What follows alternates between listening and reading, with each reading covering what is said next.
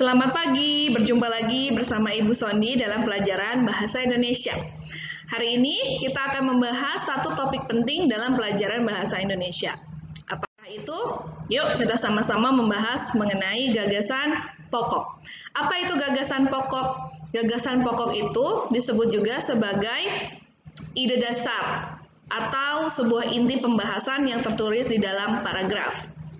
Gagasan pokok ini biasa dikembangkan oleh gagasan-gagasan pendukung dalam sebuah paragraf.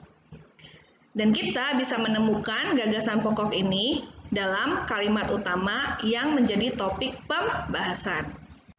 Bagaimana sih caranya kita mengidentifikasi gagasan pokok dalam sebuah paragraf? Pertama, kita harus tahu letak dari gagasan pokok. Gagasan pokok biasanya ada di awal, di tengah, atau di akhir sebuah paragraf. Yang kedua, dalam setiap paragraf selalu terdapat satu gagasan pokok. Yang ketiga, kita harus membaca dengan teliti untuk dapat mengidentifikasi gagasan pokok. Kita langsung aja melihat contoh berikut ini. Bila terdapat paragraf yang berbunyi, Provinsi Jawa Tengah juga memiliki alat musik tradisional yaitu gamelan. Gamelan digunakan untuk mengiringi tari-tarian tradisional dan lagu daerah. Gendang, gong, dan kenong termasuk gamelan. Perpaduan alat musik gamelan menghasilkan alunan musik yang lembut.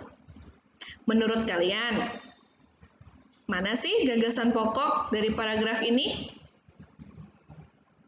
Yap, betul sekali. Gagasan pokok yang terdapat dalam paragraf tersebut adalah kalimat yang berkata seperti ini. Provinsi Jawa Tengah juga memiliki alat musik tradisional yaitu gamelan. Kalimat ini adalah kalimat utama dalam paragraf yang disebut juga sebagai gagasan pokok atas paragraf di atas. Lalu bagaimana dengan kalimat-kalimat yang lain? Kalimat-kalimat yang lain dapat kita katakan sebagai gagasan pendukung. Demikianlah contoh atau cara kita dalam mengidentifikasi gagasan pokok dalam sebuah paragraf. Cara ini bisa kalian gunakan untuk mengidentifikasi dan menentukan gagasan-gagasan pokok yang lain dalam sebuah paragraf atau dalam sebuah bacaan. Terima kasih untuk setiap perhatiannya, dan selamat mencoba.